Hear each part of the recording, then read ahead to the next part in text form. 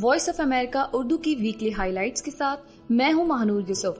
آج کے pod cost میں آپ سنیں گے اگر کوئی چیز نہیں بھی یوز کرے تب بھی ہمیں ٹیکس پے کرنا پڑتا ہے، لیکن ہمیں یہ سمجھ نہیں آتی کہ ہمارا ٹیکس آخر لگ کہاں آ رہا ہے۔ پاکستان میں بڑھتی مہنگائی اور عوام کا ہر چیز پر ٹیکس کی وصولی کا شکوہ۔ حکومت عوام سے ٹیکس کس طرح وصول کرتی ہے؟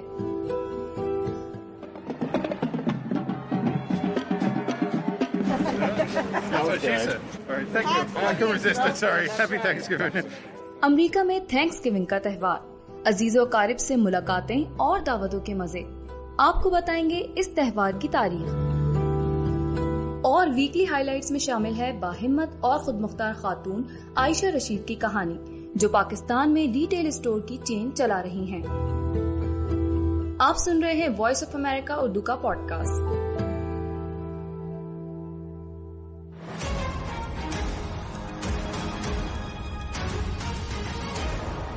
این مطابق ایک نیا ہفتے وار سلسلہ جہاں ہم آپ کے سامنے لائیں گے کچھ انکہی کہانیاں، کچھ خاموش سچائیاں۔ آپ کو کوئی پسند کرے گا بھی نہیں کرے گا، آپ تو ریجیکٹ مال ہیں۔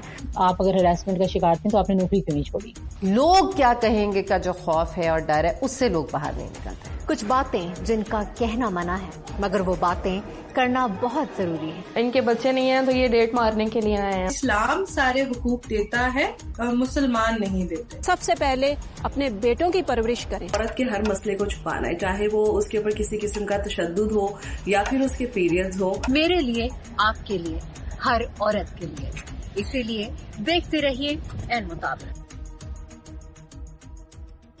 وائس آف امریکہ کا یہ ہفتہ وار پروگرام آپ دیکھ سکیں گے ہر پیر کی شب رات 9 بجے ہمارے یوٹیوب اور فیس بک پر۔ اس پروگرام میں آپ کی ملاقات کرائیں گے باہمت خواتین سے، اور خواتین کے ان مسائل پر بات کریں گے جن پر عموماً بات نہیں کی جاتی۔ اب چلتے ہیں ویکلی ہائی لائٹس میں شامل اسٹوریز کی جانب۔ پاکستان میں ان دنوں مہنگائی زوروں پر ہے، اور ہر ایک کی زبان پر یہی شکوہ ہے کہ چیزیں مہنگی ہو رہی ہیں۔ مہنگائی کے ساتھ ہی ایک اور مسئلہ جڑا ہے، اور وہ ہے ٹیکسوں کی وصولی کا۔ حکومت کہتی ہے کہ ملک کی مجموعی آبادی کا ایک بڑا حصہ ٹیکس نہیں دیتا، لیکن شہری شکوہ کرتے ہیں کہ حکومت ان سے ہر چیز پر ٹیکس وصول کر رہی ہے۔ محمد ثاقب بتا رہے ہیں کہ حکومت اور عوام کے ان متضاد دعووں میں کتنی سچائی ہے۔ پاکستان میں تازہ ترین اعداد و شمار کے مطابق 28 لاکھ افراد ٹیکس فائلرز ہیں، یعنی آبادی کا محض 1.27%، جبکہ باقی 98% سے زائد آبادی کے بارے میں یہ تاثر عام ہے کہ وہ ٹیکس ادا نہیں کرتی۔ لیکن جب عام شہریوں سے پوچھا جائے کہ کیا وہ ٹیکس دیتے ہیں تو جواب کچھ یوں ملتا ہے۔ ہر چیز پر ٹیکس آٹومیٹک دینا پڑتا ہے۔ اگر کوئی کہیں سے پرچیزنگ کرتا ہے تو اس پہ سیل ٹیکس لگتا ہے، آپ نے فیول ڈلوایا اس پہ ٹیکس لگتا ہے، الیکٹریسٹی کا بل بندہ پے کرتا ہے اس پہ ٹیکس لگتا ہے، تو ٹیکس تو ہر کوئی دے رہا ہے۔ لوگ اگر کوئی چیز نہیں بھی یوز کرے تب بھی ہمیں ٹیکس پے کرنا پڑتا ہے، لیکن ہمیں یہ سمجھ نہیں آتی کہ ہمارا ٹیکس آخر لگ کہاں آ رہا ہے۔ جتنے بھی امیر ہیں، عمرا ہیں، ان سے آج تک گورنمنٹ نے کبھی ٹیکس کی نہ بات کی ہے۔ چاہے آپ زراعت کے شعبے میں دیکھ لیں، یہ جتنے بڑے بڑے فیوڈل لارڈز ہیں، لینڈ لارڈز ہیں، بیسکلی اگر وہ ٹیکس دینا شروع کر دیں گے تو ان کے جو چل رہے ہیں تمام سیاستدان، یہ تو تباہ و برباد ہو جائیں گے۔ دنیا بھر کی طرح پاکستان میں بھی دو اقسام کے ٹیکس جمع ہوتے ہیں۔ ایک وہ جو افراد، ادارے اور کمپنیاں اپنی آمدن پر براہ راست حکومت کو دیتے ہیں، جبکہ دوسرا وہ جو بالواسطہ یا انڈائریکٹ طریقے سے حکومت جمع کرتی ہے۔ میں نے اس مارکیٹ میں جتنی بھی اشیاء خریدی ہیں ان سب میں ان کی اصل قیمت کے ساتھ سیلز ٹیکس بھی شامل ہے، اور سیلز ٹیکس کا شمار انڈائریکٹ ٹیکسز میں ہوتا ہے۔ حکومت کا انحصار انڈائریکٹ ٹیکسز پر اس لیے زیادہ ہے کیونکہ پاکستان میں ڈائریکٹ ٹیکسز دینے والوں کی شرح انتہائی کم ہے۔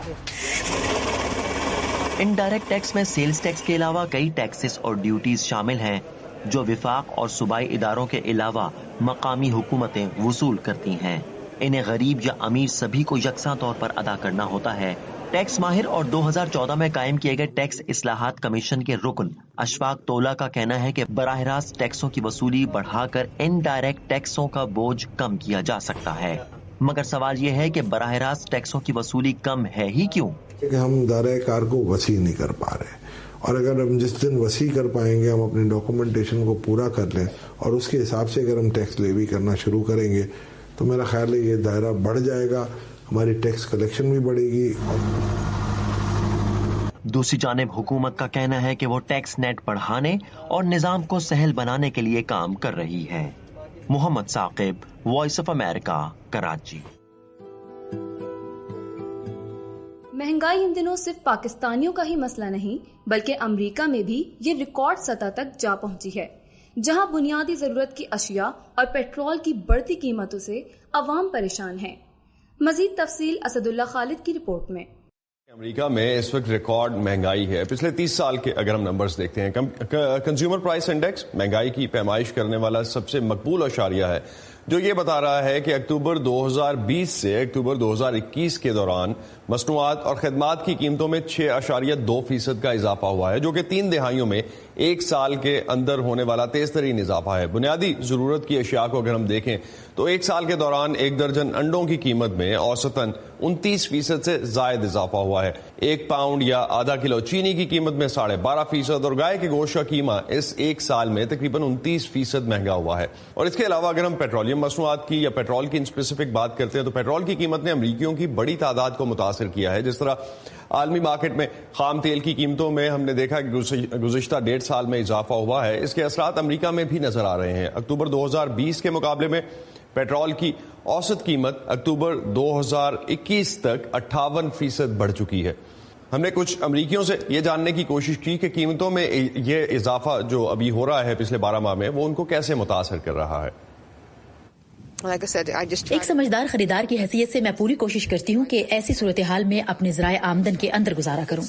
हम सिर्फ 2 लोग हैं, हमारे बच्चे अब हमारे साथ नहीं हैं, लेकिन अगर वो हमारे साथ होते तो इस महंगाई का हम पर बहुत असर पड़ता। लेकिन ऐसा लगता है कि पेट्रोल की कीमतें वाकई बहुत बढ़ रही हैं और साथ ही स्टोर्स में दूसरी चीजें भी। रोजमर्रा के अखराजात को पूरा करना अब बहुत महंगा हो गया है। हमारा एक बच्चा भी है, इसलिए महंगाई ने यकीनी तौर पर हमारे खानदान को बहुत मुतासिर किया है। लिहाजा मैं कहूँगी कि पेट्रोल की कीमत और ग्रोसरी की कीमत में इजाफा दोनों ही हम पर यकसा तौर पर असरअंदाज होते हैं, क्योंकि हम खानदान से मिलने के लिए रियासत से बाहर जाते हैं और हमें अपने लिए अशियाए खुर्दो नोश भी खरीदना है। लाखों खानदानों के लिए जो इस एक साल के दौरान गाड़ी या घर खरीदना चाहते थे, उनको अफराते ज़र ने और भी ज्यादा मुतासिर किया है। एक नई गाड़ी की औसत कीमत में इस एक साल के दौरान $5,000 से जायद का इजाफा हुआ है। और अगर हम घरों की औसत कीमतों में देखते हैं तो तकरीबन $70,000 का इजाफा हुआ है, जिसके नतीजे में अब बहुत से खानदानों ने घर खरीदने का इरादा तर्क कर दिया है। इस पर हाल ही में सदर बाइडन ने भी बात की। बहुत से लोग मईशत के बारे में परेशान हैं और हम जानते हैं कि ऐसा क्यों है। उन्हें अशिया बहुत महंगी मिल रही हैं। हम पहले ही तारीखी मुआशी बहाली के बीच हैं और हमारे इक़दामात के बाइस बहुत जल्द हम देखेंगे कि सप्लाई चेन्स तलब की जरूरत पूरी करने लगेंगी। लिहाजा न सिर्फ हम मुलाजमतों में मजीद रिकॉर्ड इजाफा देखेंगे, बल्कि हम कम कीमतें और तेज तरसील भी देखेंगे। तो डिमांड और सप्लाई का जो ये फर्क है, उससे कीमतें बढ़ी हैं। इसके अलावा फेडरल रिजर्व, कांग्रेस और बाइडन और ट्रंप इंतजामिया की तरफ से पिछले 1.5 साल के दौरान खरबों डॉलर्स छापने और तकसीम करने के फैसले की वजह जो है वो भी हर चीज में इजाफे का बायस बन रही है। आगे चलकर आपको बताएंगे एक मुसलमान सोमाली नजाद अमरीकी खातून होने की हैसियत से मैं दिखाना चाहती हूँ कि हिजाब अमरीकी सकाफत का एक हिस्सा है। अमरीकी माशरे को हिजाब से मानूस करने की कोशिश। लेकिन इससे कबल नजर डालते हैं चीन की फिल्मी सनत पर, जहां गुज़िश्ता चंद बरसों के दौरान हॉलीवुड फिल्मों की नुमाइश में कमी आई है। सदर शी जिनपिंग की हुकूमत मकामी फिल्म इंडस्ट्री पर कंट्रोल सख्त करने के साथ साथ वतन दोस्ती पर मबनी फिल्में बनाने पर जोर दे रही है। क्या हॉलीवुड फिल्मों के रोकने से चीन की मकामी फिल्मी सनत पर कोई असर पड़ेगा? इस सवाल का जवाब लाए हैं अब्दुल अजीज खान। चीन से ताल्लुक रखने वाली आयरिस लियू फिल्म साजी की तरबियत के लिए लॉस एंजलिस शहर में है, जहां हॉलीवुड वाक़ है। इन्हें उस तरीके में बहुत फर्क नजर आता है जिससे अमेरिका और चीन में फिल्म को ट्रीट किया जाता है। वो कहती हैं कि चीन हॉलीवुड की मखसूस मौज़ूआत पर मबनी फिल्मों को बैन कर देता है, जैसे इंसान का खुद को जानने की कोशिश का मौजू। चीन में इस तरह की फिल्मों पर बहुत पाबंदी लगाई जाती है और मुझे वजह मालूम नहीं। शायद वो चाहते हैं कि सब लोग एक ही सोच रखें और इंसान अपने आप को जानने पर ज्यादा वक्त न लगाए। कई सालों से अमेरिकी फिल्म कंपनियों ने ऐसी फिल्में बनाने की कोशिश की जिससे वो चीन की मुनाफा बख्श मार्केट में जगह बना सके, लेकिन पिछले कुछ बरसों से चीन में हॉलीवुड फिल्मों की नुमाइश में आहिस्ता आहिस्ता कमी आई है। ہالی ووڈ ایگزیکٹو اور مصنف کرس فینٹن کا کہنا ہے کہ بیجنگ اس کوشش میں اپنی فلم انڈسٹری کے خلاف کارروائی کر رہا ہے کہ امیر اور غریب کا فرق مٹایا جائے. مقامی فلم انڈسٹری میں ہالی ووڈ کی طرز کا جو کاروبار انہوں نے بنا رکھا تھا اس میں نمود و نمائش بہت زیادہ تھی، دولت کی بہت نمائش کی جاتی تھی، اور یہ سب دیکھنے والوں میں اس سے صنعت کے خلاف مخاصمت پیدا ہو رہی تھی. امریکہ میں واقع نیٹ فلکس اور دوسرے اسٹوڈیوز اب چین کے علاوہ دوسری منڈیوں کی تلاش میں ہیں. جنوب مشرقی ایشیا اور لاطینی امریکہ کے بہت سے ایسے چھوٹے ممالک ہیں، یورپ کے کئی چھوٹے ممالک ہیں جن کی موجودگی پہلے اتنی بڑی نہیں تھی اور جو اب آن لائن آنے لگے ہیں، اور دلچسپ بات یہ ہے کہ ان میں کافی پیسہ ہے. مگر کچھ ماہرین کا کہنا ہے کہ چین کو مکمل طور پر نظر انداز کرنا ہالی ووڈ کے لیے ممکن نہیں. وہ خاص طور پر مہنگی بلاک بسٹر فلموں کو بالکل نظر انداز نہیں کر سکتے جو کروڑوں ڈالر میں بنتی ہیں، اور یہ پیسہ واپس کمانے کے لیے آپ کو چین کی منڈی کی ضرورت ہے. ان کی رائے میں چین کو بھی ہالی ووڈ کی ضرورت رہے گی. ہر سال دنیا کی سب سے بڑی فلم مارکیٹ کی پائیداری کے لیے انہیں ہالی ووڈ کی مصنوعات کی ضرورت رہے گی. لیکن چین ہالی ووڈ سے دور ہو رہا ہے. ایسی فلم جس میں جمہوریت کی کوئی متاثر کن خوبی دکھائی جائے تو اسے چینی حکومت اپنے لیے خطرہ سمجھتی ہے. اپنی خواہشات کے مطابق ایک کامل دنیا میں وہ عالمی سطح کی ایک فلمی صنعت بنانا چاہیں گے جو کہ ان کے صارفین کی مارکیٹ کی ضروریات کو خود ہی پورا کرے اور اسے ہالی ووڈ کی کبھی بھی ضرورت نہ پڑے. الزبتھ لی کے ساتھ Abdul Aziz Khan, voice of America. اب آپ کو ملواتے ہیں اسلام آباد کی عائشہ رشید سے جو ریٹیل اسٹورز کی چین چلا رہی ہیں. عائشہ نے اپنے اس کاروبار کی بنیاد کیسے رکھی اور وہ اسے کیسے کامیابی سے آگے بڑھا رہی ہیں، اسلام آباد سے گیتی آرانیز کی رپورٹ. عائشہ رشید نے آج سے 5 سال پہلے چند لاکھ روپے کی لاگت سے کارپوریٹ سیکٹر کو چائے کی ترسیل کا کام شروع کیا. وہ کہتی ہیں کہ آڑت کا کاروبار کرنا ہرگز آسان نہیں. پروکیورمنٹ سے لے کر آپ کی فائنانس سے لے کر آپ کے HR سے لے کر آپ کو ہر چیز خود مانیٹر کرنی پڑتی ہے، ہر چیز دیکھنی پڑتی ہے. پلس یہ چونکہ ہم number of thousands of products جو ہیں وہ آفر کر رہے ہیں کسٹمر کو، تو ہر پروڈکٹ کو دیکھنا 1 by 1، ان کی ایکسپائریز کو دیکھنا، ان کی کوالٹی کو دیکھنا، پلس یہ کہ ان کی اویلیبلٹی کو دیکھنا، یہ ایک بہت بڑا بہت ٹف جاب ہے. عائشہ نے 5 سال پہلے اس کام کا آغاز ایک سٹور سے کیا تھا جو اب بڑھ کر 3 سٹورز اور 5 بیکریز میں بدل چکا ہے. عائشہ کے سٹورز میں خواتین ہر ڈپارٹمنٹ میں کام کرتی نظر آتی ہیں. مجھے یوں لگتا تھا کہ اگر میں نے سٹور بنایا یا میں اس فیلڈ میں آئی تو میں خواتین کو اور لڑکیوں کو اور وہ بھی جو فریشرز ہیں ان کو میں ضرور ایک چانس دوں گی کہ وہ آئیں. آئل کو جتنا اچھا وہ مینیج کر سکتی ہیں، اس کی اسٹیٹکس کو جتنا اچھا وہ دیکھ سکتی ہیں، کوئی بھی میل ممبر نہیں دیکھ سکتا ہے. اس سوچ کے نتیجے میں آج عائشہ کے کانسیپٹ سٹورز پر کام کرنے والے 80 افراد میں سے 50 سے زائد خواتین ہیں. ابھی تک میں نے مطلب جتنی جگہوں پہ جاب کی ہے وہاں پہ مطلب سب سے زیادہ میں نے یہاں پہ ہی خواتین کو دیکھا ہے، اور اس وجہ سے یہاں پہ مطلب زیادہ کمفرٹیبل فیل ہوا ہے. اگر اسی طرح کی پالیسیز باقی سٹورز میں بھی ہوں تو وہاں پہ بھی بہت سی خواتین کو جاب کرنے کا موقع ملے گا.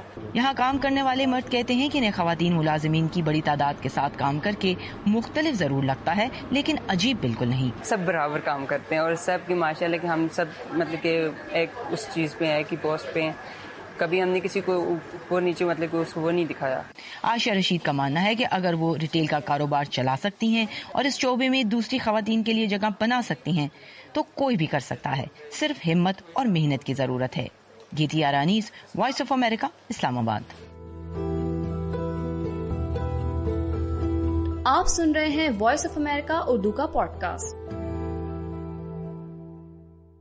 ایک صومالی نژاد امریکی فیشن ڈیزائنر امریکہ کے ایک ڈپارٹمنٹل اسٹور کے ساتھ مل کر حجاب کے نئے برانڈ کو مارکیٹ میں لا رہی ہیں. ان کا مقصد مسلم خواتین کے لیے حجاب کے انتخاب میں آسانی پیدا کرنا اور امریکی معاشرے کو اس سے مانوس کرانا ہے. مزید تفصیل بتا رہی ہیں نخبت ملک. امریکی شہر منیاپولس کے نورڈ اسٹروم ڈپارٹمنٹ اسٹور کے خریداروں کے لیے مقامی صومالی امریکی ڈیزائنر فرم ہینا اینڈ حجابز کے تیار کردہ سکارف کے کچھ نئے ڈیزائنز دستیاب ہیں. ہینا اینڈ حجابز کی CEO ہلال ابراہیم کا کہنا ہے کہ امریکہ کی تجارتی منڈی میں مسلمان خواتین کی نمائندگی کم ہے. یہ شراکت داری واقعی خاص ہے. ہم اس کلیکشن کو تیار کرنے کے لیے مل کر کام کرتے ہیں جو امریکہ اور کینیڈا کے سٹورز میں فروخت ہوں گے. ہم امید کرتے ہیں کہ مسلمان خواتین اور لڑکیاں اب حجاب سمیت اپنا مکمل لباس خرید سکیں گی. ہلال ابراہیم نے ایک مقامی ہسپتال میں واقع اپنے چھوٹے سے اسٹور سے اس وقت حجاب فروخت کرنا شروع کیے جب انہوں نے دیکھا کہ کچھ مریض خواتین کو کمبل سے اپنا سر ڈھانپنا پڑتا ہے. ابراہیم کا کہنا ہے کہ نارڈ اسٹروم کے ساتھ شراکت داری سے حجاب کو امریکی ثقافت کا ایک نمایاں حصہ بننے میں مدد ملے گی. ایک مسلمان صومالی نژاد امریکی خاتون ہونے کی حیثیت سے میں دکھانا چاہتی ہوں کہ حجاب امریکی ثقافت کا ایک حصہ ہے اور لوگ اسے اجنبی نہ سمجھیں. میں چاہتی ہوں کہ امریکی لوگ دکانوں میں جب حجاب دیکھیں تو انہیں یہ اتنا ہی امریکی لگے جیسے وہاں پڑی ٹی شرٹ ہے. نارڈ اسٹروم کا کہنا ہے کہ ابراہیم کے حجاب کا کلیکشن آن لائن اور شمالی امریکہ کے 16 اسٹوروں میں دستیاب ہے. میکس ماؤڈ ماسکید کے ساتھ نخبت مالک، وائس آف امریکہ. امریکی عوام نے جمعرات کو اپنے عزیز و اقارب کے ساتھ مل کر خوب دعوتیں اڑائیں. کھانے کی میز پر ٹرکی سجائی گئی اور تحائف تقسیم ہوئے. امریکی یہ سب گزشتہ 4 صدیوں سے کرتے چلے آ رہے ہیں. خوشیاں بانٹنے کے اس مقامی تہوار کو تھینکس گیونگ کہا جاتا ہے. اس تہوار کی تاریخ کے بارے میں بتا رہے ہیں کاشف آوان.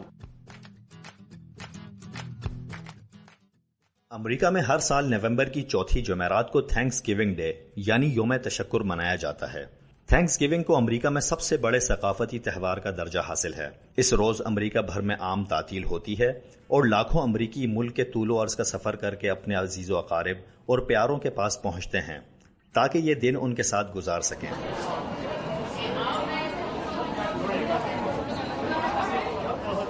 یہ تہوار صدیوں سے امریکہ میں اچھی فصل کی کاشت کی خوشی میں جشن کے طور پر منایا جاتا رہا ہے. بعض روایات کے مطابق 1621 میں امریکہ آنے والے تارکین وطن برطانوی باشندوں نے کھیتی باڑی سکھانے والے آبائی امریکی باشندوں کے اعزاز میں دعوت کا اہتمام کیا تھا، جس کے بعد یہ سلسلہ چل نکلا.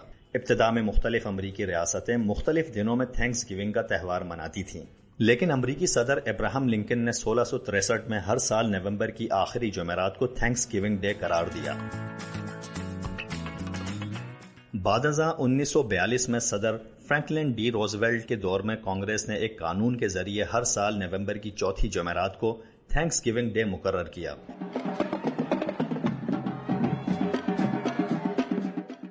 جس کے بعد سے ہر سال اب نومبر کی چوتھی جمعرات کو ہی یہ تہوار منایا جاتا ہے. اس تہوار کو امریکہ میں تعطیلات کے موسم کا آغاز بھی سمجھا جاتا ہے جو سال نو کے آغاز تک جاری رہتا ہے. تھینکس گیونگ کے بعد ہی کرسمس کی تیاریوں میں بھی تیزی آ جاتی ہے اور اس تہوار سے قبل اور اس کے دوران لوگوں کی ایک بڑی تعداد خرید و فروخت اور تعطیلات منانے کے لیے گھروں سے نکلتی ہے. اس دن ملک بھر کے شہروں اور قصبوں میں قومی یکجہتی کے اظہار کے لیے پریڈز بھی ہوتی ہیں.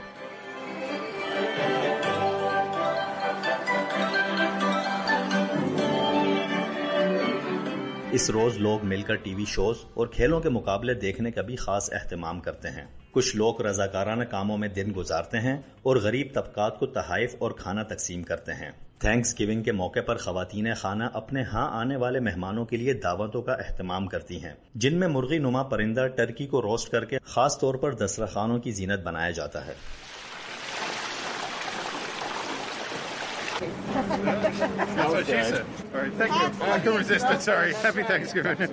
ٹرکی کو تھینکس گیونگ کی خاص ڈش سمجھا جاتا ہے. اس حوالے سے وائٹ ہاؤس میں ایک روایتی تقریب کا بھی اہتمام کیا جاتا ہے جس میں امریکی صدر ایک تقریب میں ایک ٹرکی کی جان بخشی کر کے اسے آزاد کر دیتے ہیں. یہ روایت کئی اشروں سے امریکہ میں چلی آ رہی ہے.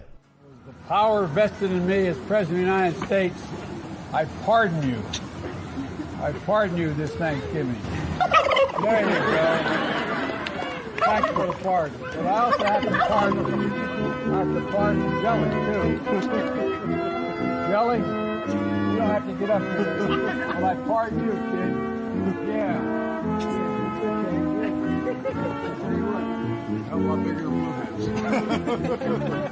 Thank you, everybody. Hope you have a happy Thanksgiving.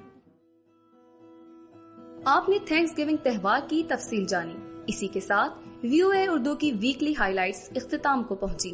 اس شو کو ایڈٹ کیا تھا سنبل کامران نے اور اس کے پروڈیوسر تھے کاشف آوان. آپ اس شو کے بارے میں اپنی رائے کا اظہار کر سکتے ہیں ہمارے سوشل میڈیا پیجز پر.